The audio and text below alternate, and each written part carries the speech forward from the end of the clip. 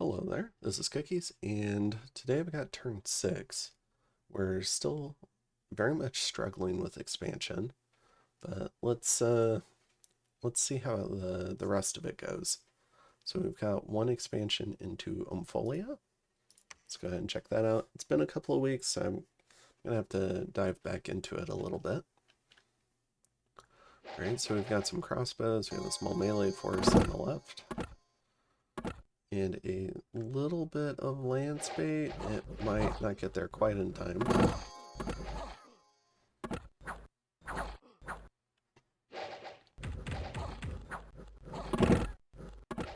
This lance is definitely hurt. So you can see the poison effect from the witch elves. So the witch elves have 2 poisoned blades. So with my bless, they'll generally almost certainly do enough damage to pass on that poison. So was one of the reasons I took the bless, was to be able to punch through Khorne armor. These guys are still holding, huh? Alright.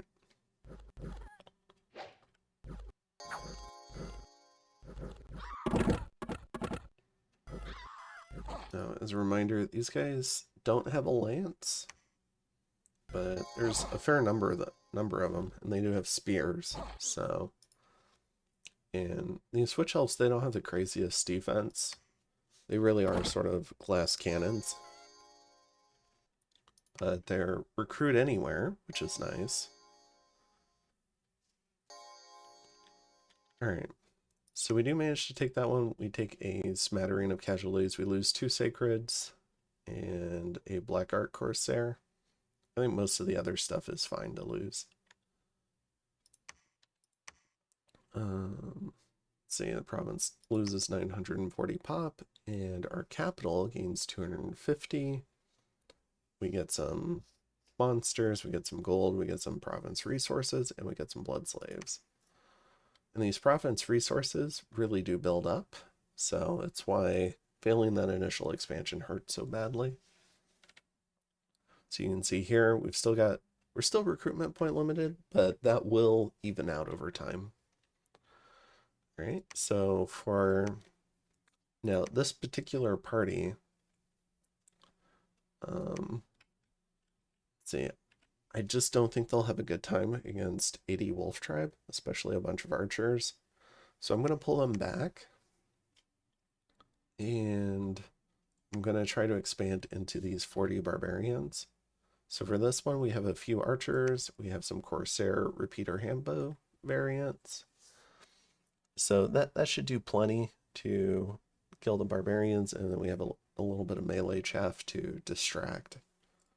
All right. So I think that's most of it for this one. We have found 2 of our neighbors now. So we've got Itza and we've got Tzeentch.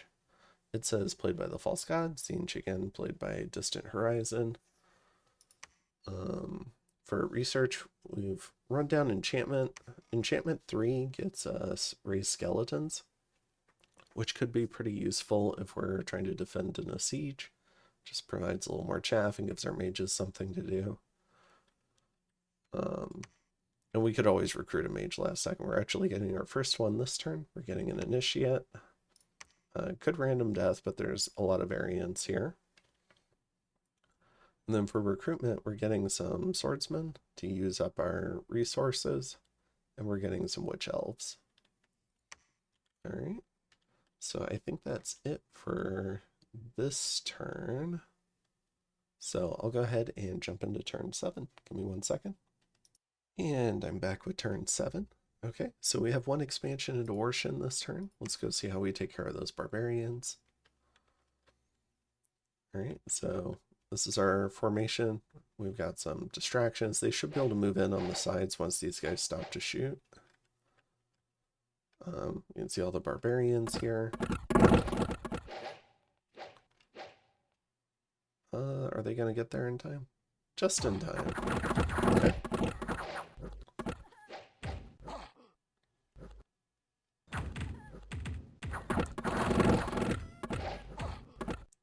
repeater handbows are pretty good at getting the barbarians to run, at least in expansion testing.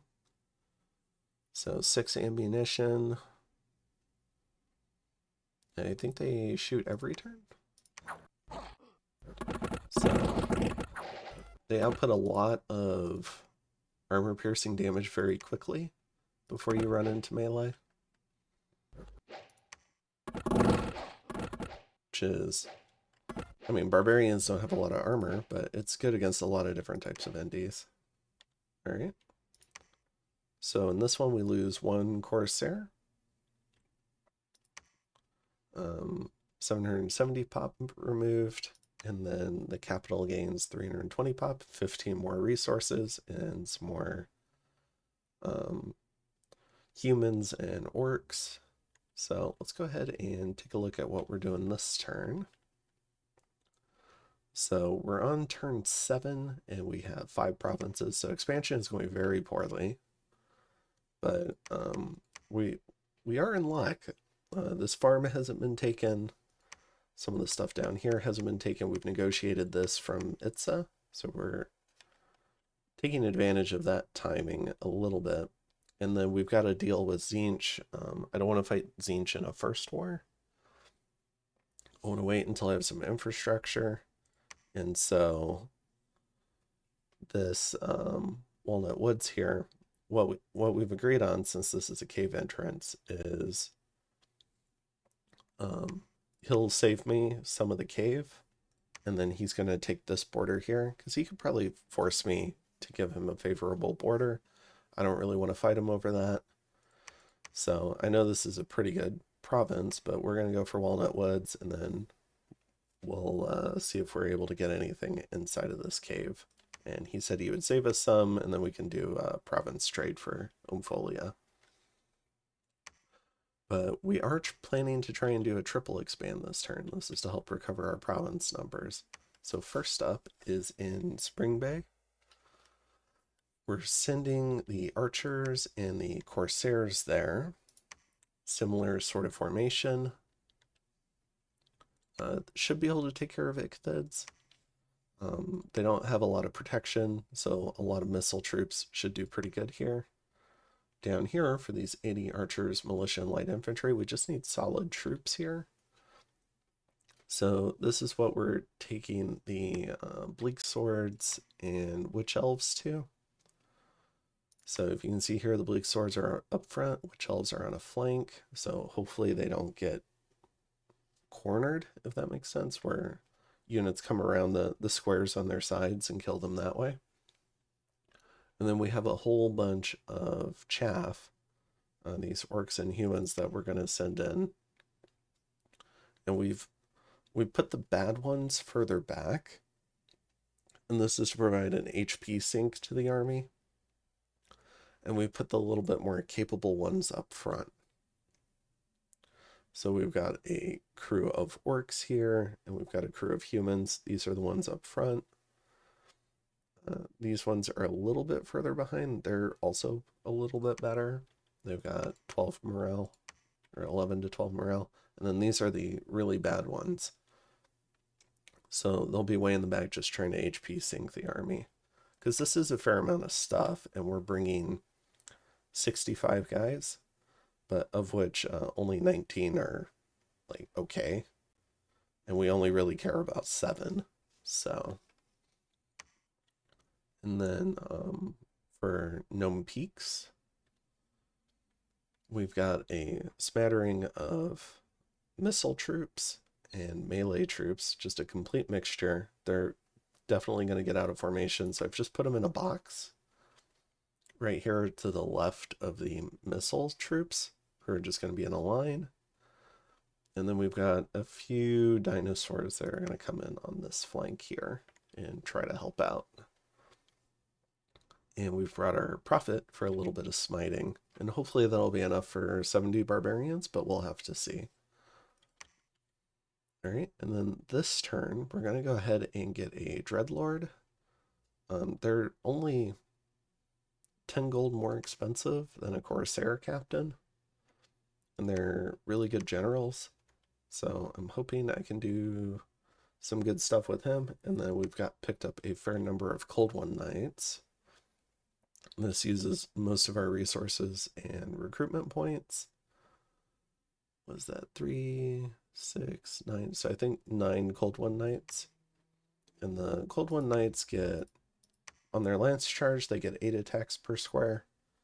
But once they've used the lance, then they're down to 6 attacks per square, which is still fairly good attack density, and they have okay protection. It would be nice to see this Cold One have also have 14 protection, but that's kind of the weak spot for this unit is the mount, whereas if you pay more, you can get the Cold One Dread Knight, and here the Cold One also gets a barding, the plate barding, so that moves them up to 22 protection, and then the knight then is the weak point at 19 protection.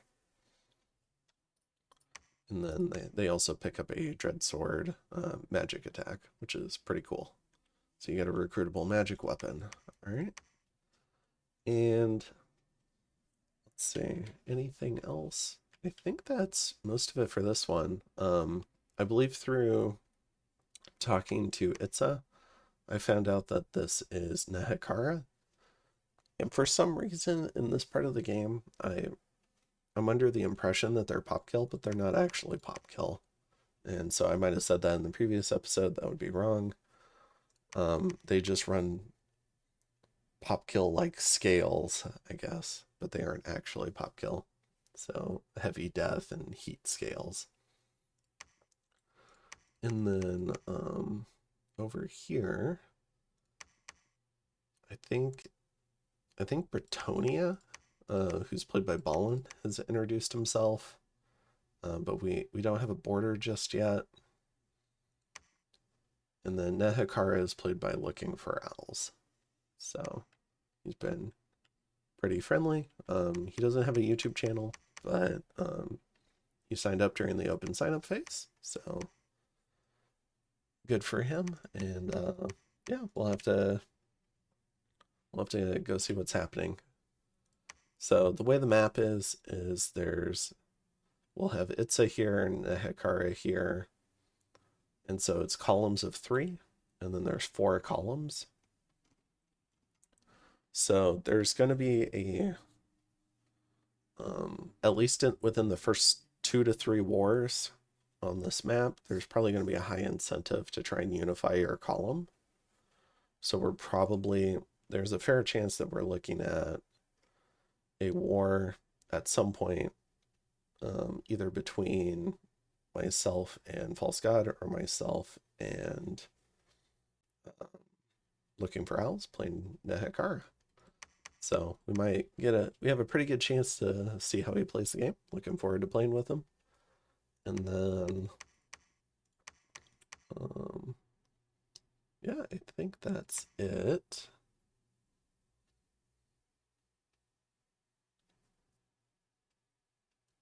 And I forget, I might have played with him before. Let me just go look really quick. Yeah, he was on one of the teams in... So I have played with him before. He was on one of the other teams when I was playing Abyssia as part of a Disciples game. So our DE Disciples game in Dominions 5. He was on one of the other teams that we were working with a bit and trying to have a good relationship with to try and fix that game state. We never did quite fix the game state, but yeah, he's pretty friendly. So we'll see what we can do here. And I think that's it for this one. So I'll go ahead and pull up turn 8 and be back in just a second. All right, and I've got turn 8. So this turn we tried to triple expand. So we've got Spring Bay. First off, trying to kill the Ichthids. Quite a few of them, actually. This Cold Bolt hit someone. I think it killed someone. Nope. Didn't quite kill someone.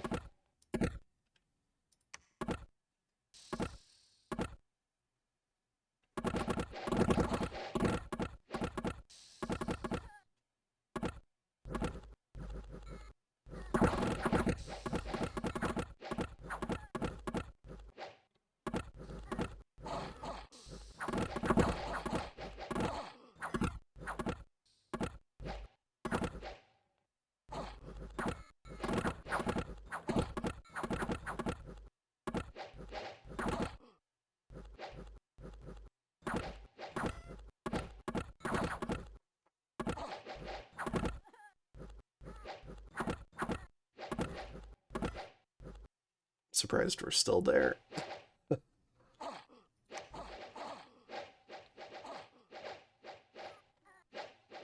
Alright.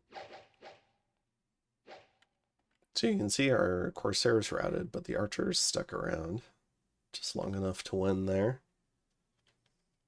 Corsairs actually have really good morale, so, and that was a good demonstration of it. I think most other unit types would have routed earlier.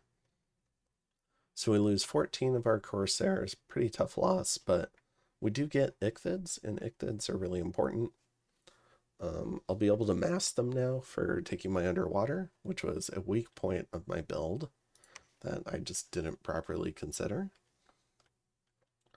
I just love sailing so much. Alright, so next up, we're gonna take on these barbarians. And we've just got the most mixed intro into fighting them. And unfortunately, barbarians have pretty decent attack score, so they're gonna chop up these witch elves pretty quickly. And this was a mistake in scripting. I should have had this whole crew on attack so that they would not eat casualties like witch elves and then other stuff, because the witch elves go berserk as soon as they get blessed. So it would have been better to just put this whole unit on attack. But as it is, we lose the witch elves, which sucks, but we still win the battle. So yeah, we lose 7, 2 of the Corsairs, but otherwise we win the battle. All right. So we probably won't be able to turn this triple expand into another triple expand, but at least we've got a few provinces now. And next up, trying to get into these light infantry, militia, and archers. We should do pretty good here.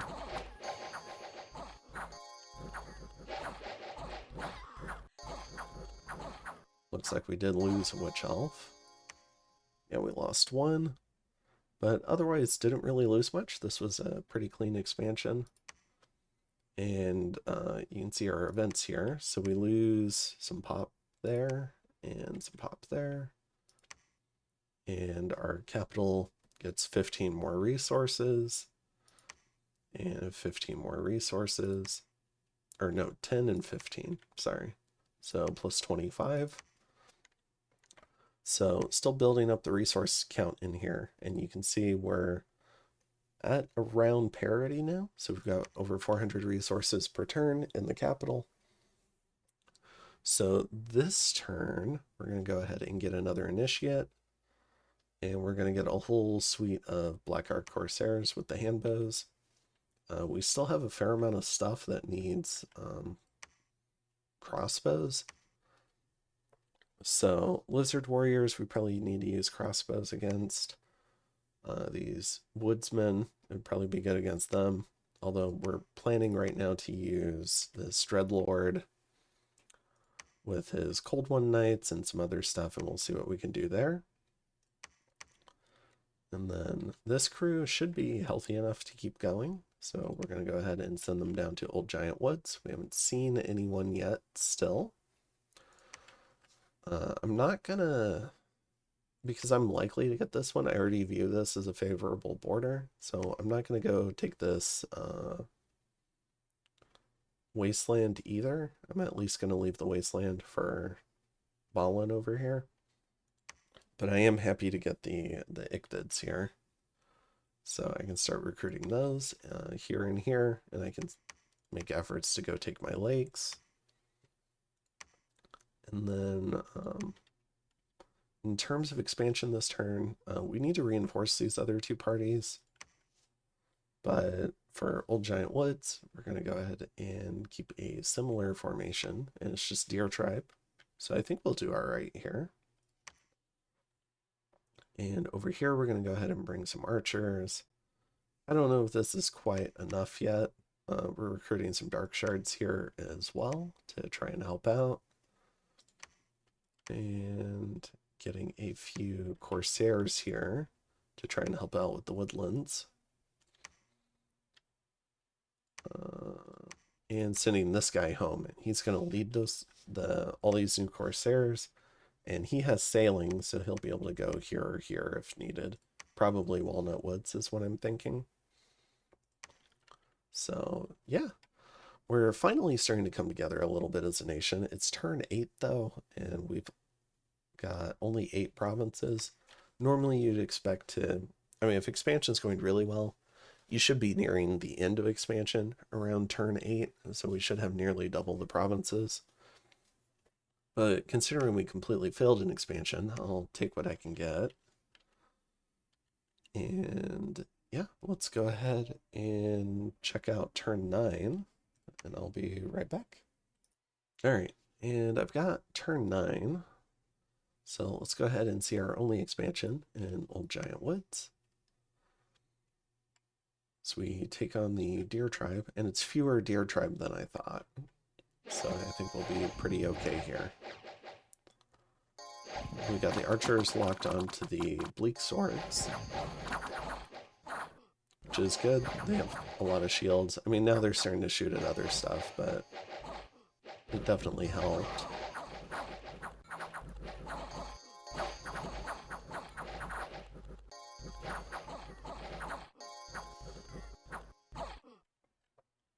All right. So we lose one Witch Elf again and one Bleak Sword, but otherwise we do pretty good. Losing the 2 cold ones kind of sucks too. Province loses some pop. Our capital gains some stuff, including 10 more resources. And we lose some dominion. All right. So we're still not seeing any activity down here. So I'm going to go ahead and try to seal off this border here. I'm thinking about fighting, because I still think Nehekhara at this point is pop kill. So I'm assuming I'm going to fight a war with them. I don't want them to get their dominion into this area. So I'm thinking about sailing off this border with them. So we're going to go ahead and get this set up. And then we're going to go ahead and go into the woodlands. So we've got some Corsairs now. We've got our Cold One Knights, and we're going to see what we can do. And then also we're going to move into the swamp here with all of our archers and try to take care of these lizard tribe. So we're going to attempt another triple expand. This is probably enough to take care of these wolf tribe. I should have moved this out, but I don't yet. So I think that's a mistake. I should have gotten into Walnut Woods faster. Should have attempted the quadruple expand. And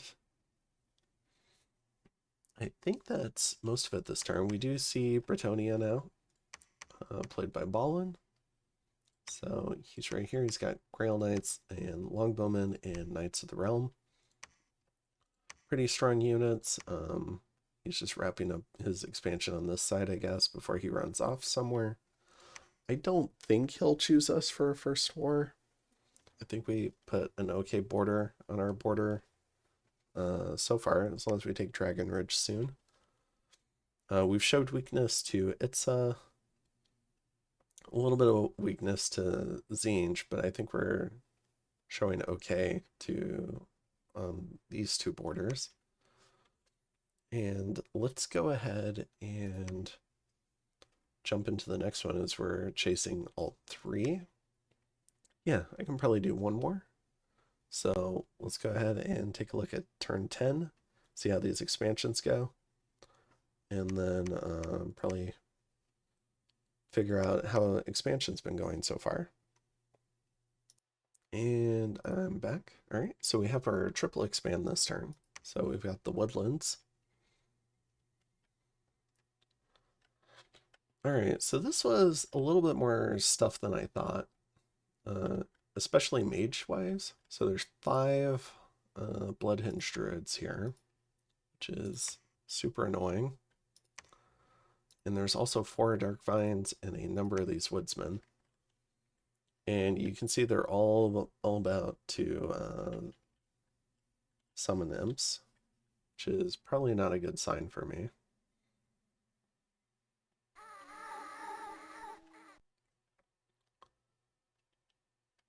So 2 Sabbath Slaves and 3 imps. I don't think anyone did a Sabbath Master, though.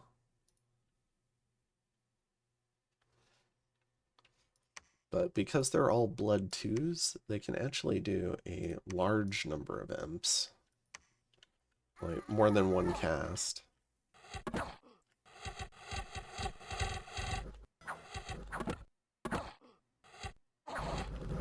And unfortunately, our attack rear cavalry get buried in imps here, rather than making it to the mages.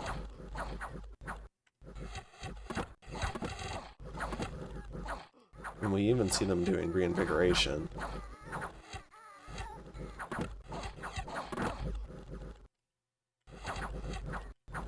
Unfortunately, these Dark Vines are coming in behind the cavalry.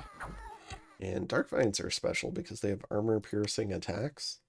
So they each have 3 armor-piercing attacks, which will do just fine at killing cold ones. So, pretty unfortunate that they went for our most heavily armored troops here. Not only that, but this guy up here is casting heal.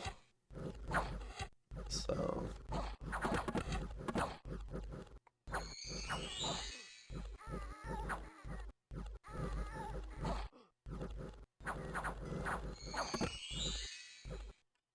And yeah, so this is, I think you can imagine now that this has turned into a complete failure. And we've run, we've managed to bury ourselves. And I think I counted, because I'm not used to Bloodhinged Druids doing this many imps, and I believe they did 80 imps. So 80 imps is pretty hard for a lot of expansion parties to deal with this early in the game. Unless you've got, you know, a really elite unit or some sort of bless. So, yeah, we just, we got wrecked here.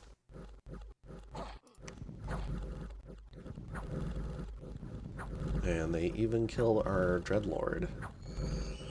And these Dark Vines are especially nasty because now they can wade.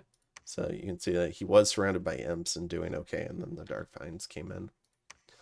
So this is a second expansion disaster. So we lose our Cold One Knights, we lose Black Ark Corsairs, we lose our Dreadlord. A very expensive loss. And all we did was use up this province's blood slaves. And worse, it's on the border. So both Itza and Bretonnia end up noticing that. So that could go poorly for me.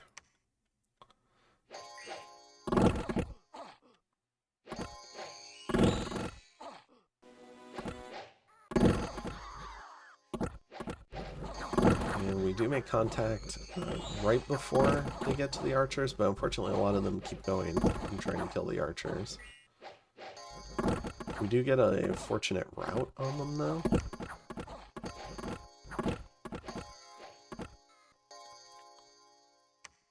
And we end up losing 5 of the Bleak Swords, 2 of the Witch Elves. Or no, that was the wrong province. Whoops. Yeah, we lose 6 of our 8 Corsairs, a couple of our Shades, most of the Dark Shards. So we got walloped here, but at least we do win. And then we go ahead and you've already seen this result a little bit, but we've got some barbarians here. And we're going to fight them mano a mano. And we do end up winning, but our bleak swords get pounded a bit. So we lose 5 of them, and we lose 2 of our witch elves. So this has been a very high attrition expansion. I did a fair amount of build testing, but I probably could have done more expansion testing with the build I chose. And I wonder, I think something nice about taking better scales on Naggarond is your expansion is a lot better because you're able to afford a lot better troops earlier. And it really does suck that we lost all those knights so quickly too, because normally they'd probably be able to take care of a couple of provinces all on their own. All right. So we lose a fair amount of population here as it gets taken away back to the capital, but we gain 15 resources there and 5 more, so we're up 20 more resources, a little bit more population, some blood slaves, some gold, and some population, you know, the normal stuff. And then we lose some more dominion. All right, so Naggarond is up to 41,000 population, income of 509, has 486 resources, 432 recruitment points. So it's in pretty good shape. Unfortunately, losing 2 expansion parties means that we have to keep spending gold on troops to keep expansion going. So we still haven't even started a fort, which is also bad. In terms of what we're doing this turn, so we've taken this one. We need to organize another one to retake the woodlands quickly so we don't look even weaker than we already do. So we have a bunch of garbage, and we have a fair number of harpies trying to get on the mages. This group isn't feeling strong enough to take Dragon Ridge, so it's going to come back to Old Giant Woods. And we're going to go ahead and make our attack in Walnut Woods. And I think what I was waiting for was more Black Ark Corsairs. So not only would I take Walnut Woods, but I could cave delve with the party. Although I probably could have just had that second party follow up later and taken Walnut Woods sooner. I still think that would have been the better play. And then in terms of recruitment, we're getting a Death Hag. We're getting some Sisters of Slaughter. They have 2 pretty high attack, reasonable damage attacks, including a length 4 weapon. They have air shield. So they definitely can be pretty good. And then we've got some more witch elves. So this is kind of like the killy part. And then we have the line holding part, which is a large number of bleak swords. Although there's still more killy than the dread spears. Dread spears are the most, like, their only job is holding the line. They're really not going to kill much. And then we're going to pick up a few more Black Ark Corsairs. We've also started getting Ichthids. Some more Corsairs and Ichthid recruitment. So, and a few Dread Spears here. Some more Corsairs. So you can see we're taking advantage of our foreign recruitment to spend all of our gold. Just trying to get our numbers up. And yeah, for turn 10, normally you'd expect to, in a map new game, to probably be done with expansion by now. And you'd want to be close around turn 8, but here we are, turn 10, and we've got 11 provinces. This isn't good. I would call this failed expansion, which is unfortunate. Now, it is a little harder because we didn't take like an awake pretender or dormant pretender that could go take these lakes for us. So these are 3 potential provinces we could have expanded to that we now can't. But yeah, we'll have to see what we can do to recover this. And then also we're going to go ahead and go to Walnut Woods. So We let Tzeentch know that he could take on Folia, so we're not actually going to gain by going to Walnut Woods. And as we can see here, we've found Nehekhara, so they've taken Jab and the Kasavic Highlands.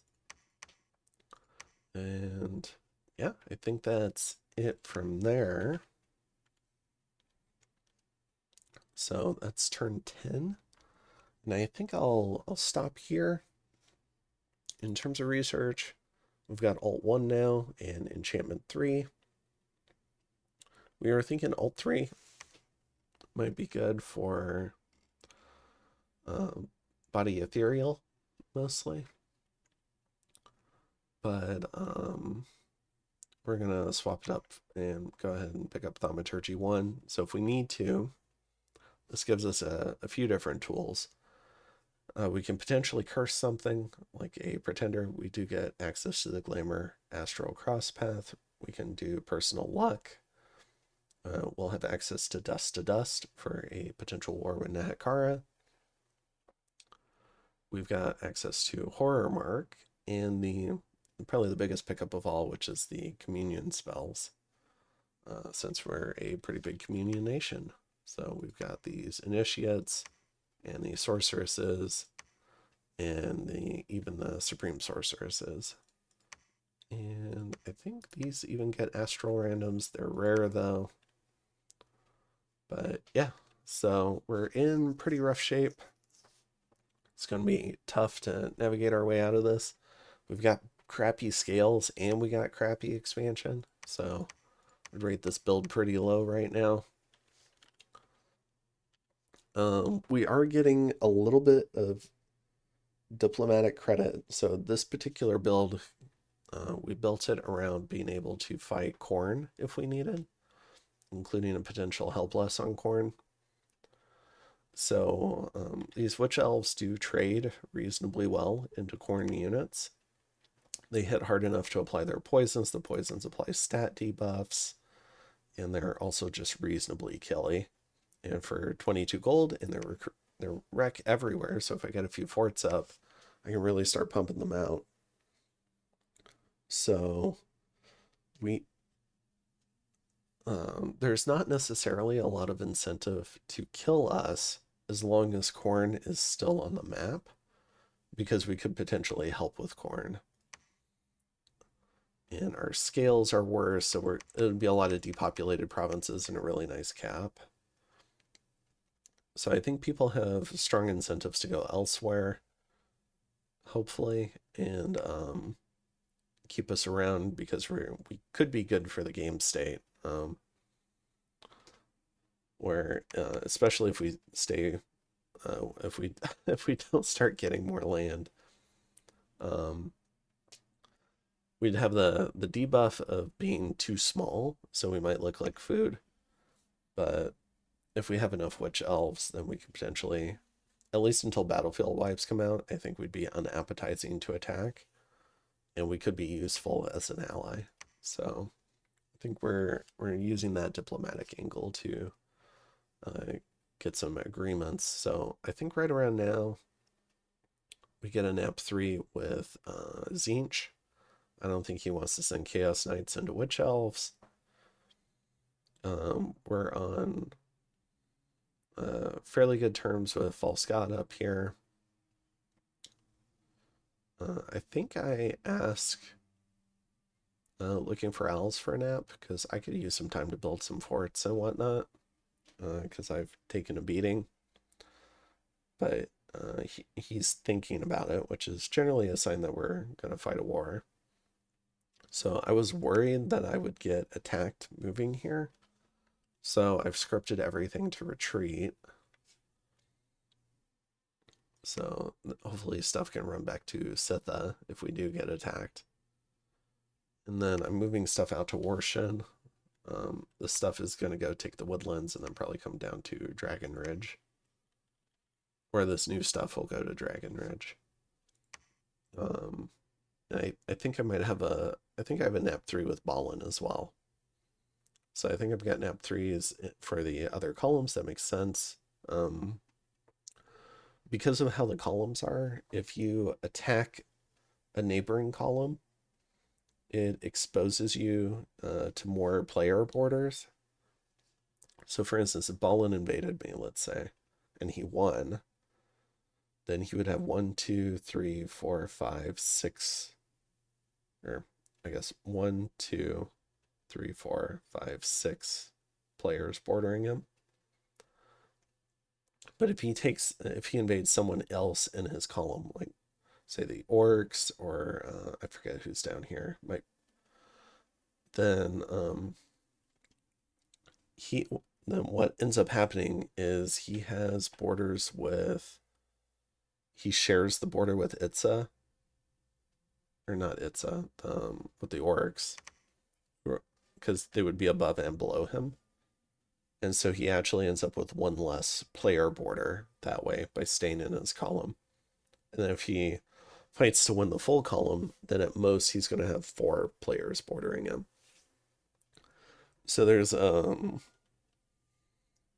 somewhat of a consideration where if you want to go for your column first before you expand into a different column to avoid expanding the number of borders you have.